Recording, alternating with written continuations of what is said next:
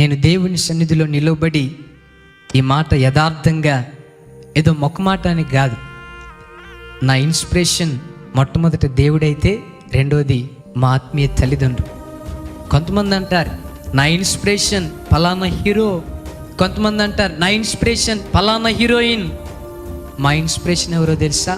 మా ఆత్మీయ తల్లిదండ్రులు. కొన్నిసార్లు నాకేమనిపిస్తుందో తెలుసా? ఎవరేమనుకున్నా నాకు పర్వాలేదు, అంటే దేవుణ్ణి నేను అనుభవించి వారి దగ్గర నేను నేర్చుకుని మాట చెప్తున్నాను.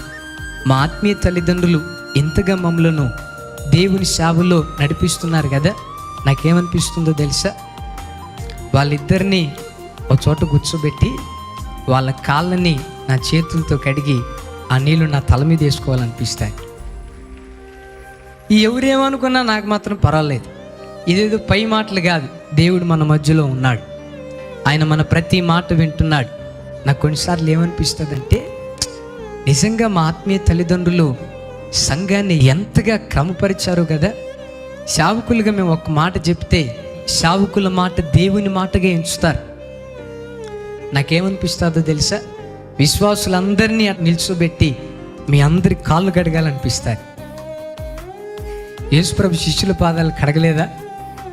దాంట్లో మొహమాటం ఏమీ లేదు, సిగ్గేమీ లేదు.